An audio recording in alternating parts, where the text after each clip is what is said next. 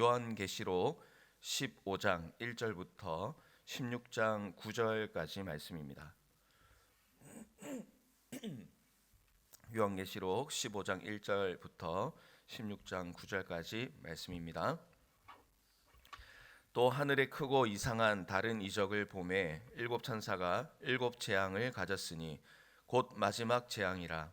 하나님의 진노가 이것으로 마치리로다. 또 내가 보니 불이 섞인 유리바다 같은 것이 있고 짐승과 그의 우상과 그의 이름의 수를 이기고 벗어난 자들이 유리바다가에 서서 하나님의 검은고를 가지고 하나님의 종 모세의 노래 어린 양의 노래를 불러 이르되 주 하나님 곧 전능하신 이시여 하시는 일이 크고 놀라우시도다. 만국의 왕이시여 주의 길이 의롭고 참되시도다. 주여 누가 주의 이름을 두려워하지 아니하며 영화롭게 하시 아니하오리이까. 오직 주만 거룩하시니이다. 주의 의로우신 일이 나타났음에 만국이 와서 주께 경배하리이다 하더라. 또 이 일 후에 내가 보니 하늘의 증거 장막에 성전이 열리며 일곱 재앙을 가진 일곱 천사가 성전으로부터 나와 맑고 빛난 세마포 옷을 입고 가슴에 금띠를 띠고 네 생물 중에 하나가 영원토록 살아계신 하나님의 진노를 가득히 담은 금대접 일곱을 그 일곱 천사들에게 주니 하나님의 영광과 능력으로 말미암아 성전의 연기가 가득 차매 일곱 천사의 일곱 재앙이 마치기까지는 성전에 능히 들어갈 자가 없더라. 또 내가 들으니 성전에서 큰 음성이 나서 일곱 천사에게 말하되 너희는 가서 하나님의 진노의 일곱 대접을 땅에 쏟으라 하더라. 첫째 천사가 가서 그 대접을 땅에 쏟음에 짐승의 표를 받은 사람들과 그 우상에게 경배하는 자들에게 악하고 독한 종기가 나더라. 둘째 천사가 그 대접을 바다에 쏟음에 바다가 곧 죽은 자의 피같이 되니 바다 가운데 모든 생물이 죽더라. 셋째 천사가 그 대접을 강과 물 근원에 쏟음에 피가 되더라. 내가 들으니 물을 차지한 천사가 이르되 전에도 계셨고 지금도 계신 거룩하신 이여 이렇게 심판하시니 의로우시도다. 그들이 성도들과 선지자들의 피를 흘렸으므로 그들에게 피를 마시게 하신 것이 합당하니이다 하더라. 또 내가 들으니 제단이 말하기를 그러하다.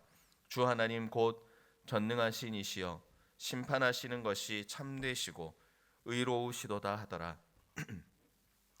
넷째 천사가 그 대접을 해에 쏟음에 해가 권세를 받아 불로 사람들을 태우니 사람들이 크게 태움에 태워진지라.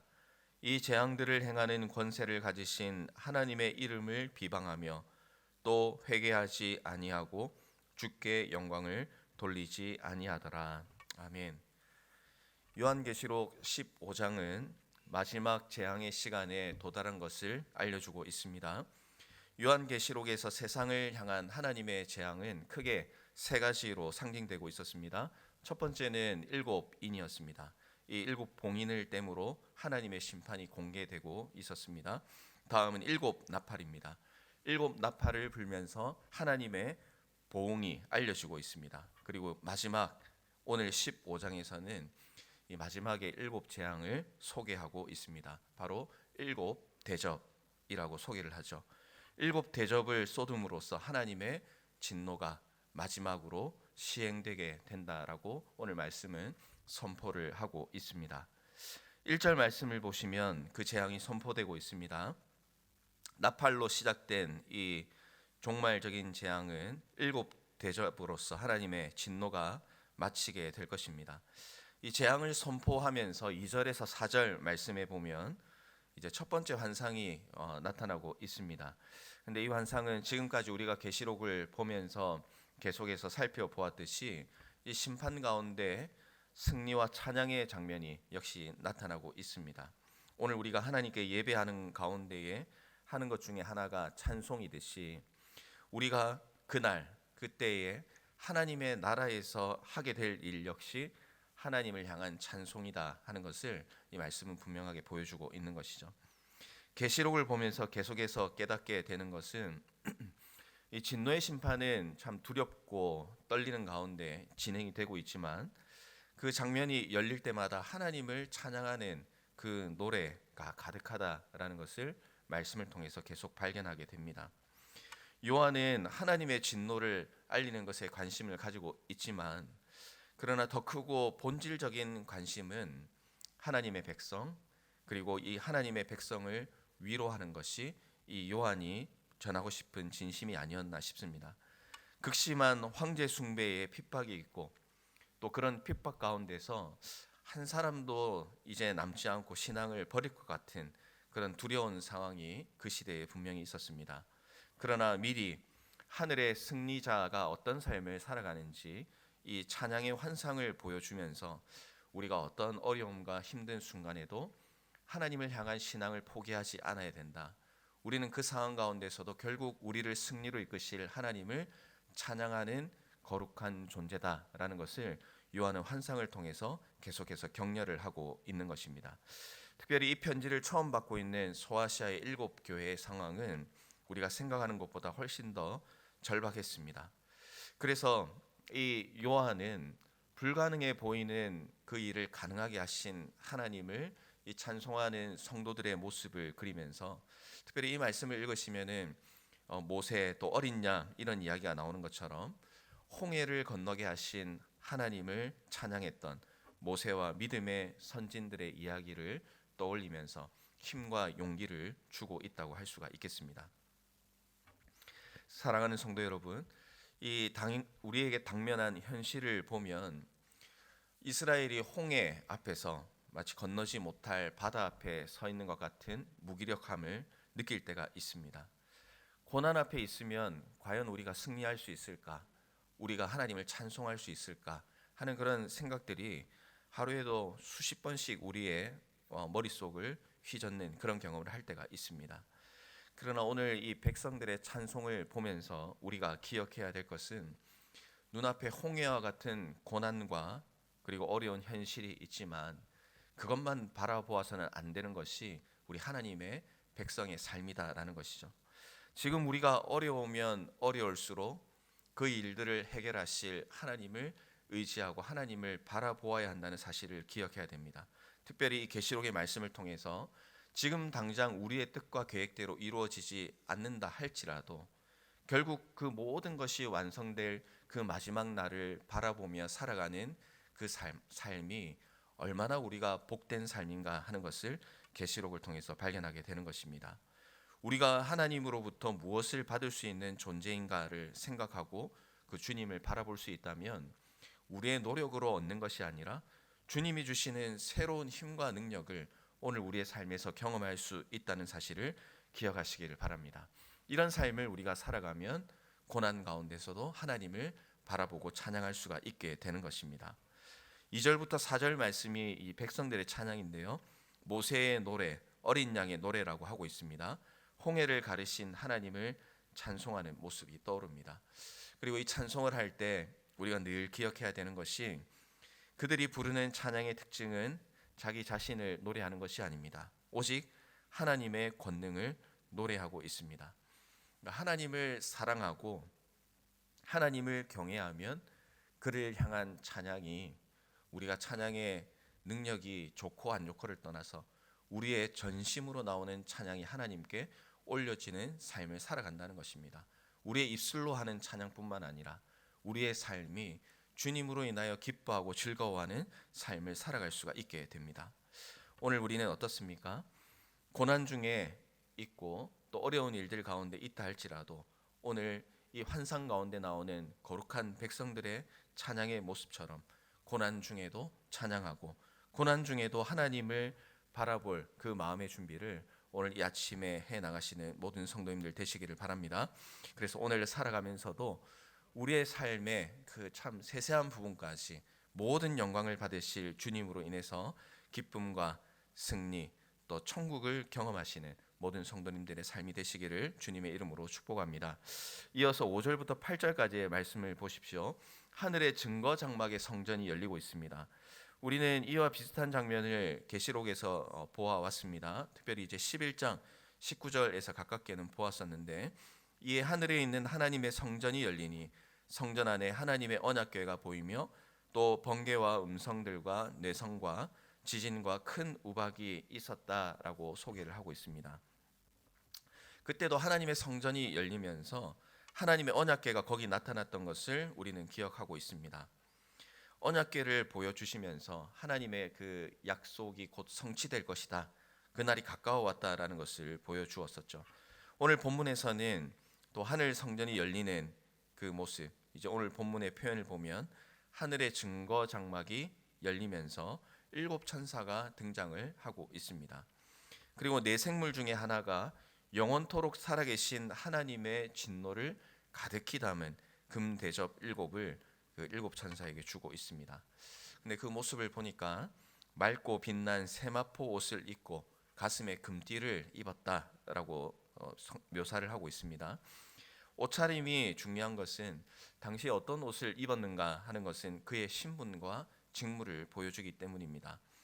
이 세마포는 정결을 상징하는 것입니다. 성전에서 봉사하던 제사장들이 입던 의복입니다.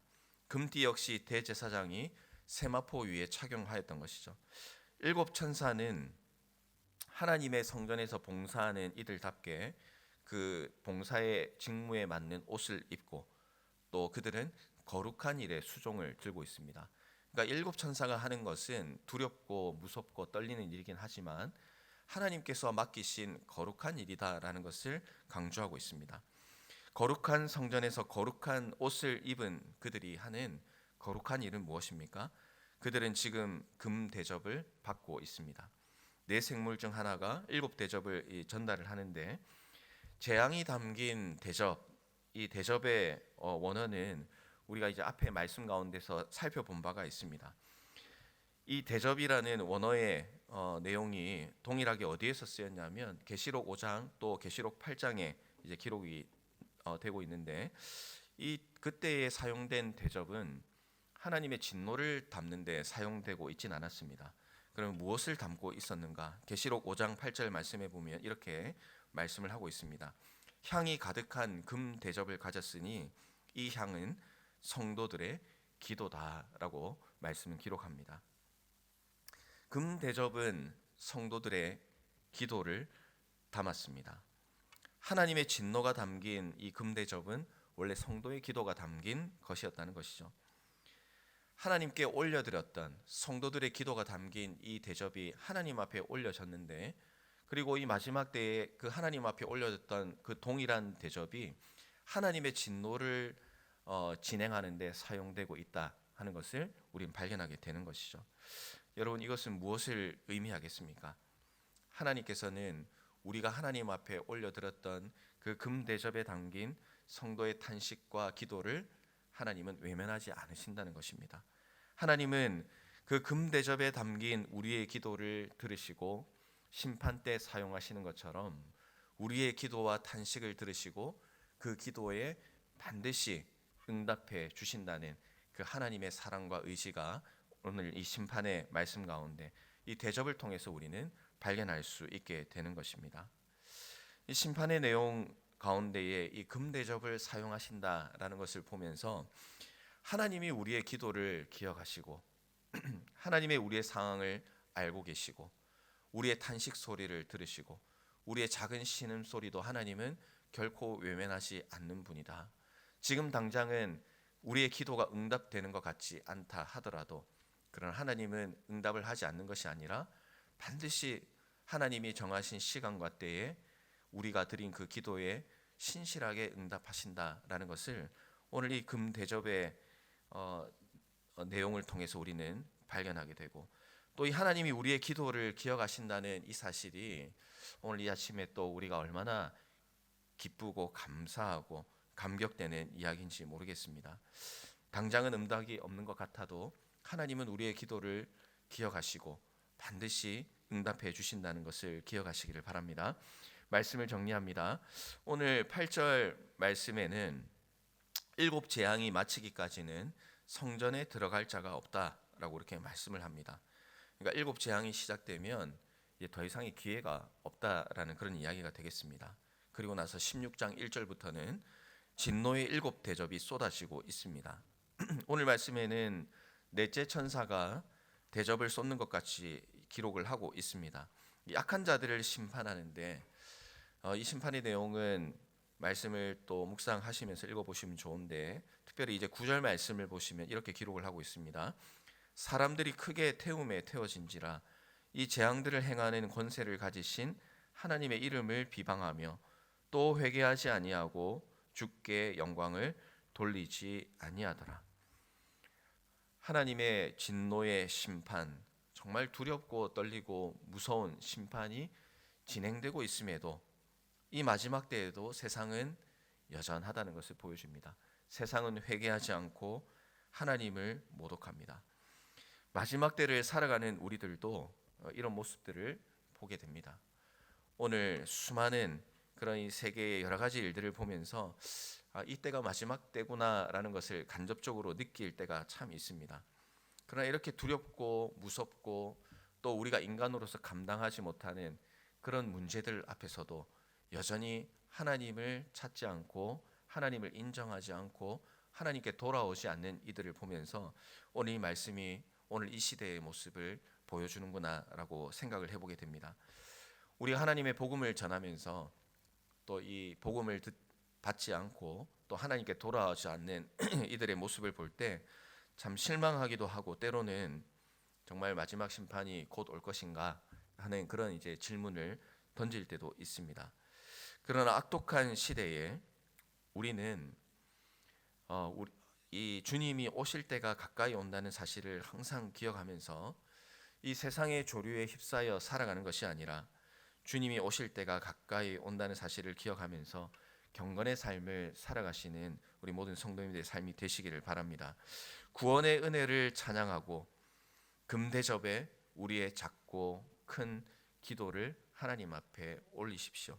성전 문이 닫히면 누구도 들어갈 자가 없다고 하였습니다. 오늘 우리에게 이 기도의 특권을 주신 하나님, 또한 한 가지 또 기억할 것은 이 복음을 전할 능력과 또 사명을 우리에게 허락해 주셨는데, 이 성전 문이 닫히면 이제 더 이상 복음에 그 복음을 전할 수 있는 기회가 없다는 것과도 같은 이야기라고 할 수가 있겠습니다. 그래서 오늘 이 시대에 정말 우리가 복음을 전하고 또 복음의 삶을 살아갈 때 당장은 눈에 보이는 열매가 없다 하더라도 하나님께서 우리에게 맡겨주신 그 복음의 삶, 복음의 사명은 하나님의 자녀가 반드시 해야 되는 일이고, 또 이 세상은 악독하지만 그 가운데서도 하나님은 하나님께 돌아올 자들을 예비하셨고, 또 그들이 돌아오는데 하나님께서 먼저 믿은 우리를 하나님께서 사용하길 원하신다는 그 믿음의 고백을 가지고 오늘도 주님의 복음에 힘쓰는 우리 모두의 삶이 되시기를 바랍니다. 우리의 찬양과 기도를 들으시는 하나님으로 인해서 오늘 하루도 어떤 상황과 환경 가운데 있든지 하나님으로 인하여 천국의 기쁨을 누리며 천국의 소망을 가지고 살아가시는 모든 성도님들의 삶이 되시기를 주님의 이름으로 축원합니다. 우리 말씀을 기억하면서 함께 기도